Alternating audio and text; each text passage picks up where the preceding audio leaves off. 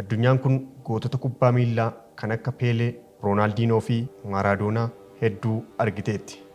Garuu ijoollee isaanii keessaa eenyutu akka abbaa isaanii ta'e?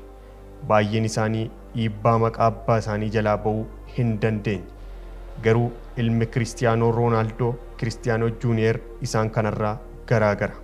Addunyaa irratti akkuma abbaa isaa mucaa xiyyeeffannaa guddaa argatee jirudha.